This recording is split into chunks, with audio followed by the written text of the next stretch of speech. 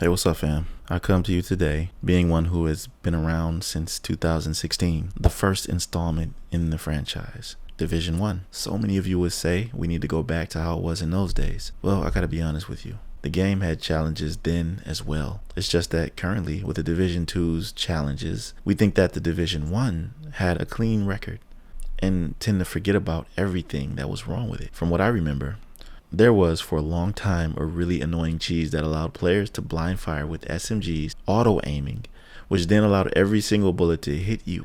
It was the most annoying thing in the world. Such a frustrating time that caused so many rage quits and other complaints. This lasted for months before it was even fixed. Here's another one, and I know you remember this if you're a Div 1 vet.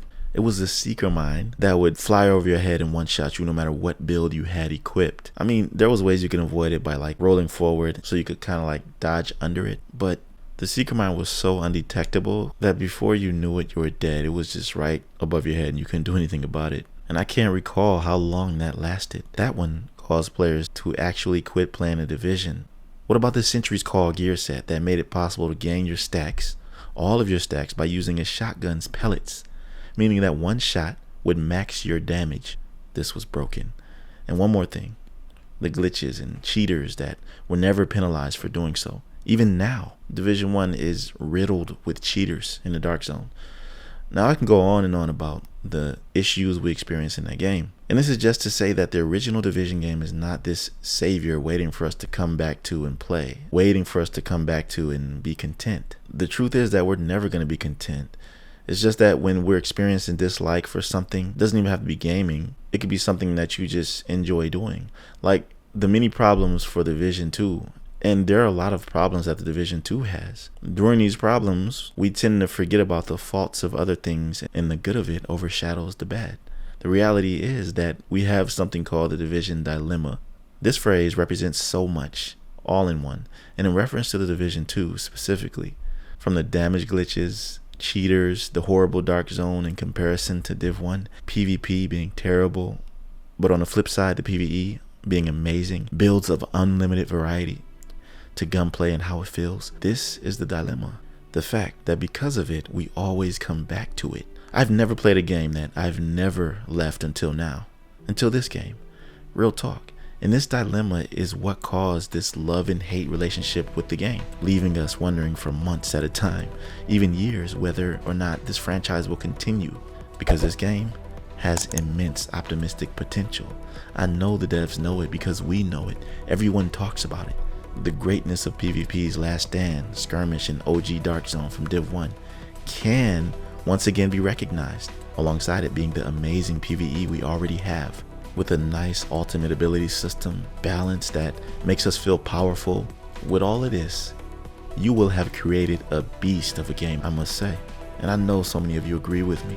Just gotta buckle down and do it, man. What I want to tell you, my Division family, is that there is hope yet.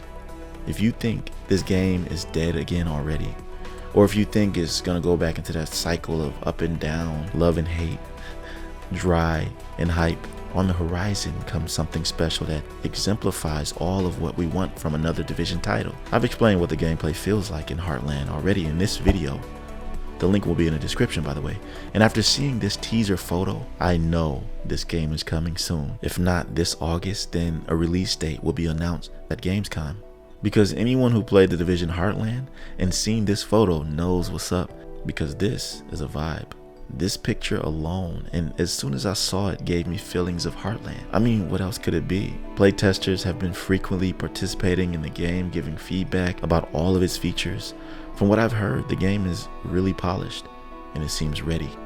Now, as much as Ubisoft wants to separate PvP from the Division's main franchise series, they can't do it. They can't do it to save their lives. PvP is too much a part of it. It's natural. I mean, it's the foundation of what Division is. I mean, the Dark Zone, that idea from the get-go was the most unique idea in any game, bro. I mean, like, there's no way to disagree with that. The only problem is that when Division 2 came, they tried so much to make it cater to the masses, which is obviously PvE, but I mean, being different takes time to develop a following that is worthy of becoming great. And Division is worthy of becoming great with the concept that you have. You just need to go back to that. and realize that.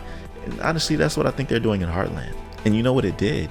Instead of their intention to separate PvE from PvP and just do whatever they're doing, what ended up happening instead was a beautiful combination of all that we have from the Division franchise as a whole. Heartland has inadvertently caused a masterpiece. You know, that's how greatness is most of the time discovered and realized, right? By accident. And I'd say it's time. I hope we get some good news from Gamescom and that they announce something good that we want to hear. We've been waiting for too long, man. I'm getting tired. What about you? At the end of the day, I believe that there is light at the end of the tunnel, regardless of ups and downs we've been going through in this game.